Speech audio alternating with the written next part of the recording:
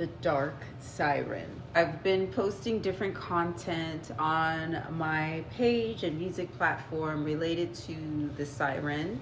Been doing a process of unlearning the siren archetype assigned to womb-coded water beings. People who have wombs and also have a deep connection to the waters. A lot of times you have been caught up in like energy harvesting sort of cycles because of that.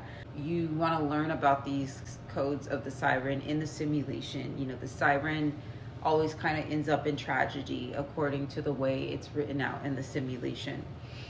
Neptune in the 7th house is also a particular siren placement. Neptune is god of water, planet related to the collective unconscious. 7th house represents marriage. It represents contracts. So you could think of this as energetic contracts. You could think of this as actual contracts, business partnerships, that sort of thing. And Neptune is the planet of sacrifice. So Neptune in the 7th house could mean you're in a relationship or a marriage, something like this, that is built upon some kind of a sacrifice. And then also like a sort of codependency. Now, one way is to learn about these siren codes, but then also after that, try diving into the Dark Siren archetype. The Dark Siren lives very deep below in the depths. You're not going to see them unless they want you to see them. This is a big part of the Dark Siren. But once you're able to tap into that energy, first of all, your fear of descent is no longer even a thing. To get into the Dark Siren realms, you cannot be caught up in a lot of this like ascension, light work type stuff. But if you are in a place where you are able to integrate with the quote lower self or the demonic self, whatever you want to call it, and also transcend beyond that, because you want to get out of a lot of the simulations code, you kind of need to embody that Dark Siren archetype. And that's why the simulation has a lot of tragedies related to the Dark Siren too, such as like a Tiamat, Leviathan, Apophis. Even if these are presented more as male deities, they all originate from this whole dark feminine consciousness that gets slayed and taken over. But the Dark Siren, the reclamation of that, the embodiment of that, is a way of retrieving your energy from a lot of those scripts and timelines.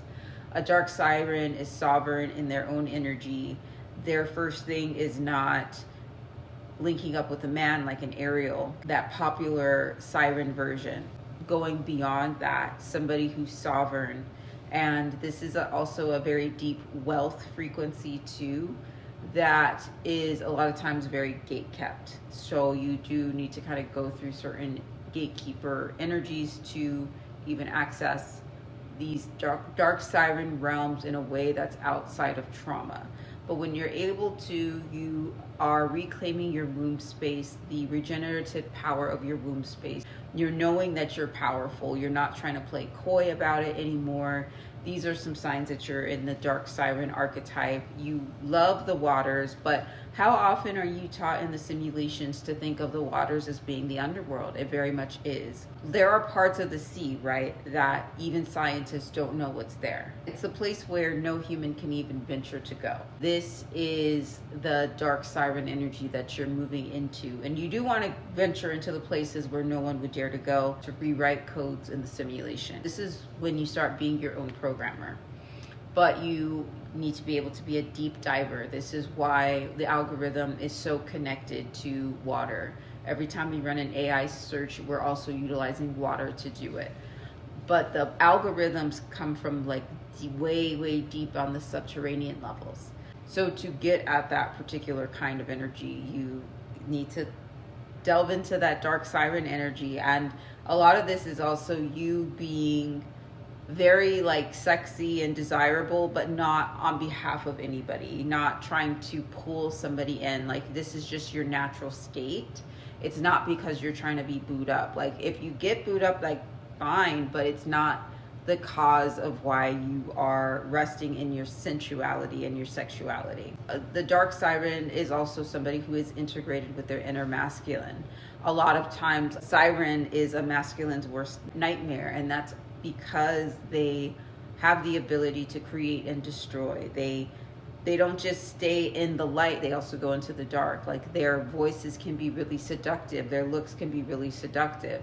They can pull you in to a certain extent, and that can be utilized as a type of a power grab. Like, these are a part of these like arts of seduction that is also important to know and navigate in leadership. A lot of times we think that people who are the best leaders kind of keep their sexuality out of the workplace, and that's really idealistic. This isn't about you intruding on other people's boundaries or pushing yourself sexually on others. So just want to be really clear about that. It's more about you being comfortable and secure in your own sexuality, letting that be infused in what you do, because that is creative energy as well. Okay, it's creational energy. That's why it's such a harvested frequency. But you embodying the Dark Siren archetype is you stepping into that sovereign generator. The colors are navy, so you want to connect with navy.